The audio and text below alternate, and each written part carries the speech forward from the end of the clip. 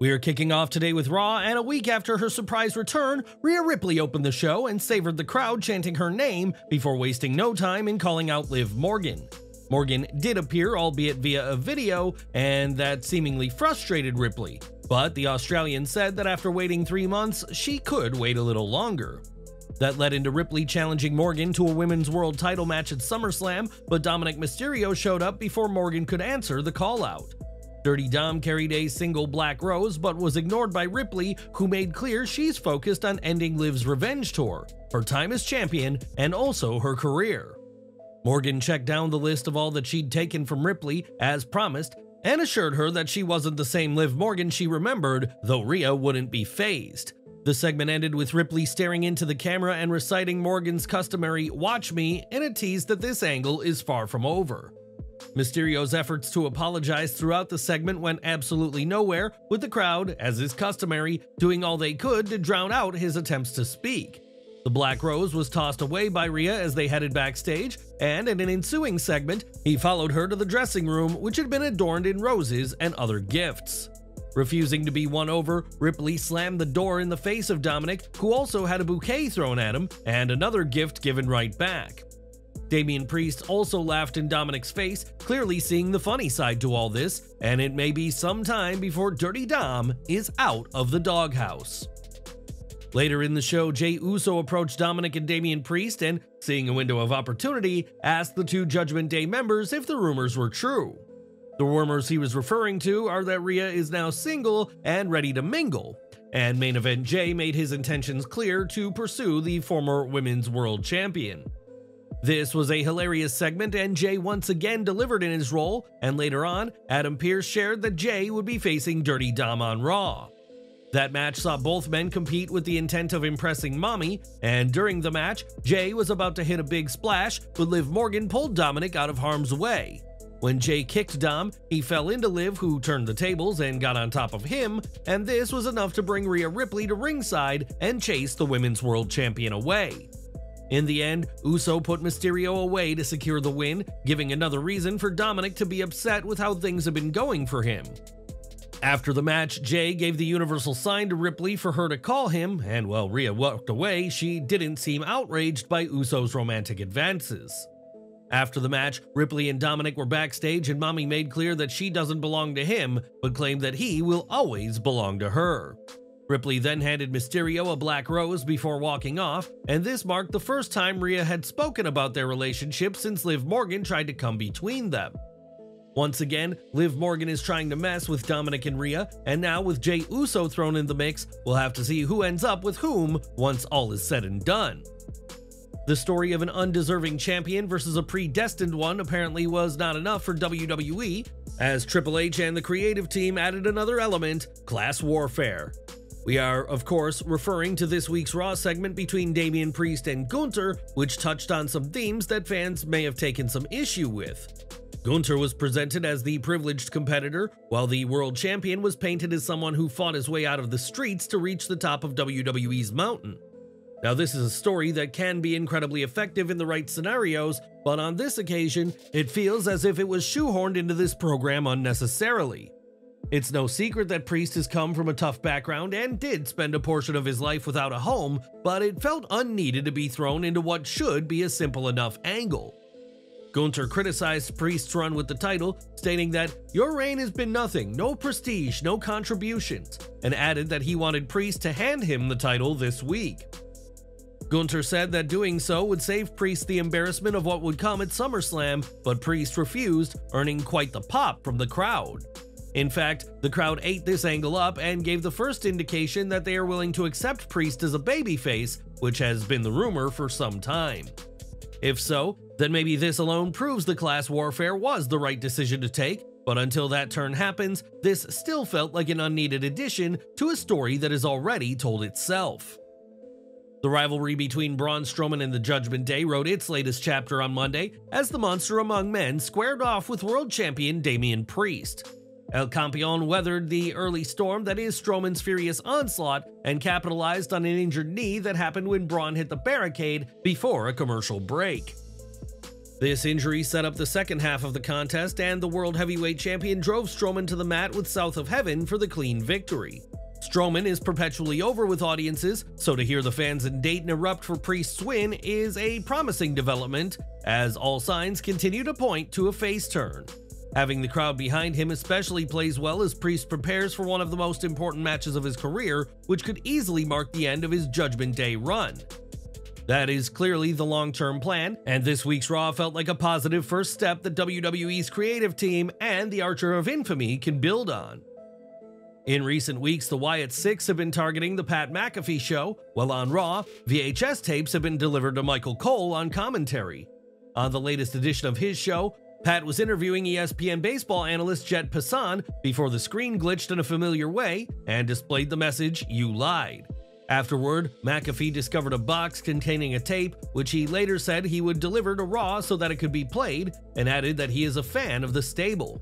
With that said, Pat said he'd like to be unburdened from receiving the tapes, and said Michael Cole is the right choice to deal with packages from the Wyatt Six.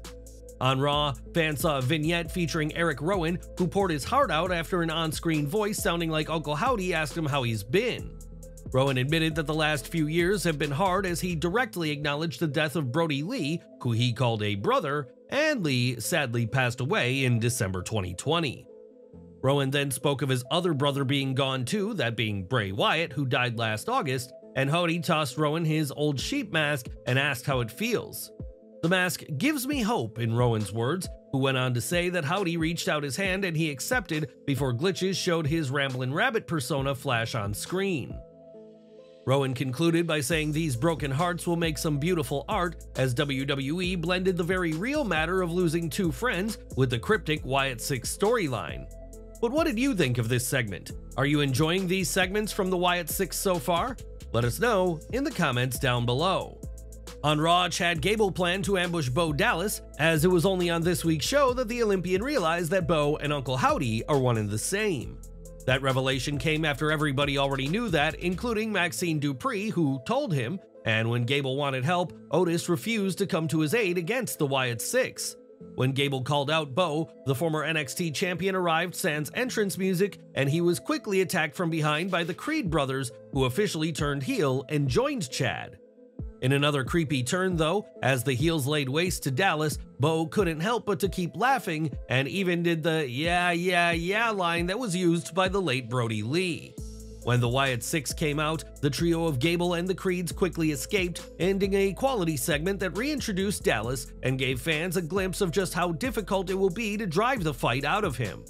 Having Gable and the Creeds feud with the Wyatt Six practically ensures a quality match in the group's first outing, something that's essential for the success of any faction. The segment ended with the Wyatt Six posing in the ring on what was the 5th anniversary of the debut of the Fiend character in July 2019.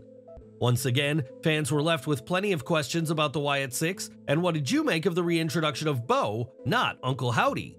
Let us know down in the comments. Now, if you've been watching Raw closely in recent weeks, you may have noticed the Firefly Funhouse puppets lurking, and this week's show was no different. Ramblin' Rabbit could be found behind the Alpha Academy as the faction members made clear they were done with Chad Gable and wanted to help Xavier Woods with the Final Testament. During last week's AEW Collision, Dalton Castle took on Roderick Strong, but something went very wrong during what should have been a standard wrestling match. During the match, Strong hit Castle with a jumping knee strike, and Dalton collapsed to the floor, and the broadcast included several camera cuts as medical staff checked on him. In the end, Strong got the pinfall, and Castle made no attempt to kick out or sell the pin, and that's because he was legitimately knocked out by the flying knee. As explained on Wrestling Observer Radio, this wasn't the planned finish, which is why the referee counting the pinfall hesitated before ultimately counting 3.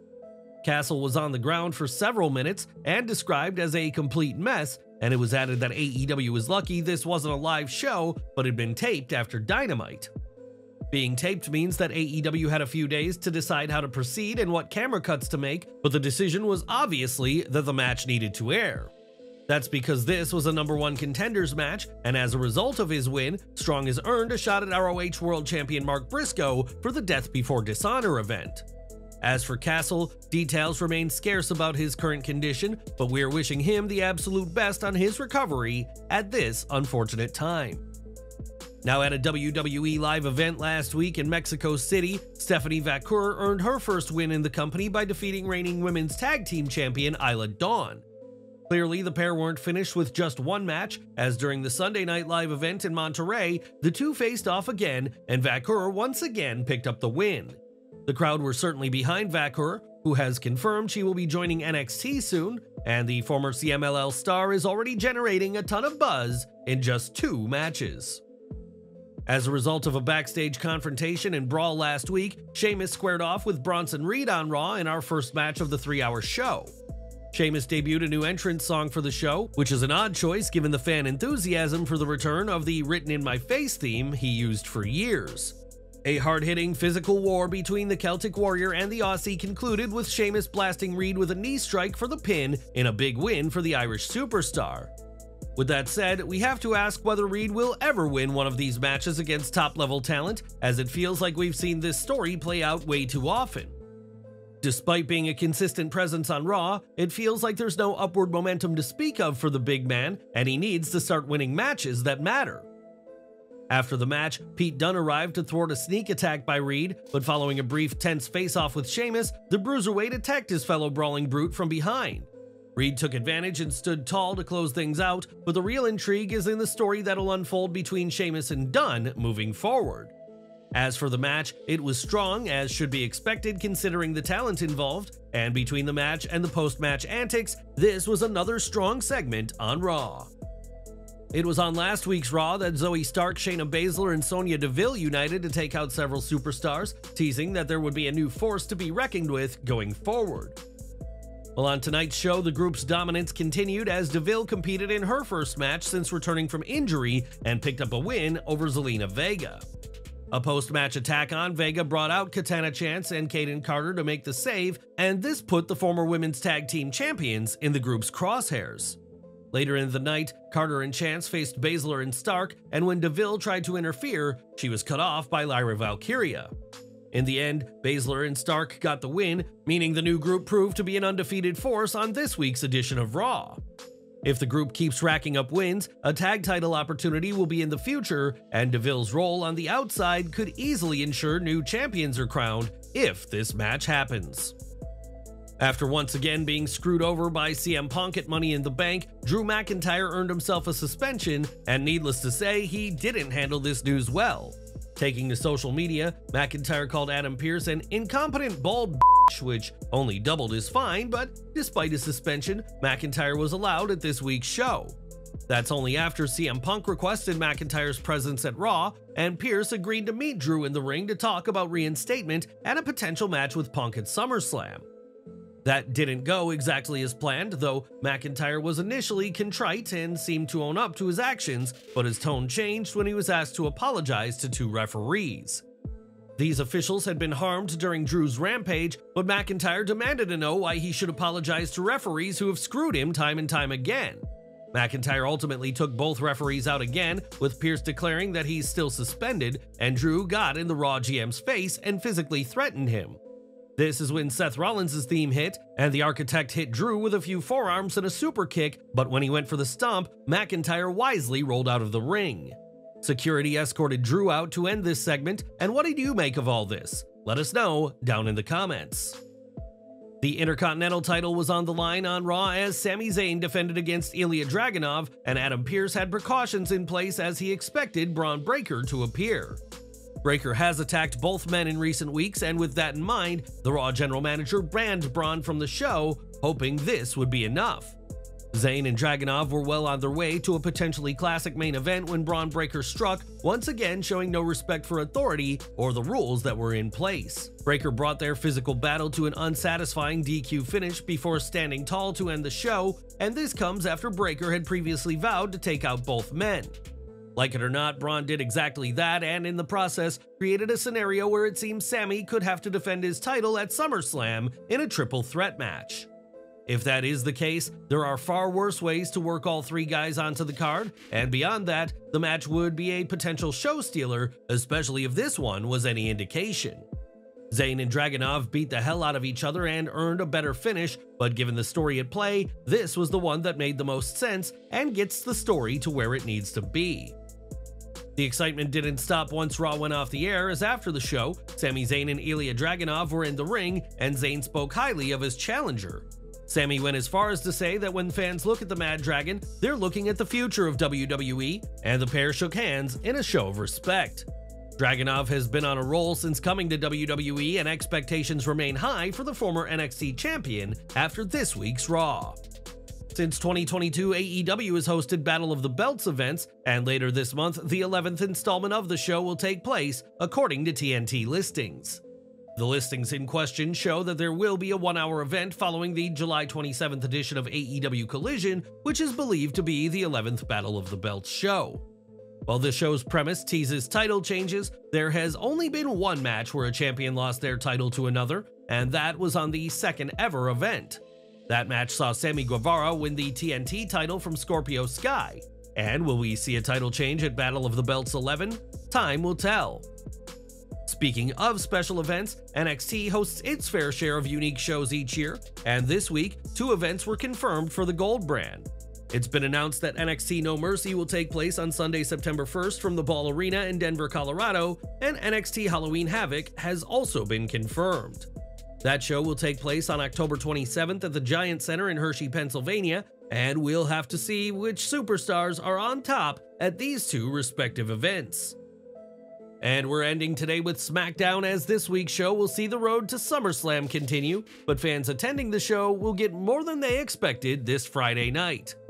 That's because PW Insider reports that WWE will tape next week's episode of SmackDown following the conclusion of this week's live broadcast, though it isn't clear why. This isn't the first time this has happened, as the February 16th episode of SmackDown was a double taping, and we'll have to see what happens at this week's and next week's episodes.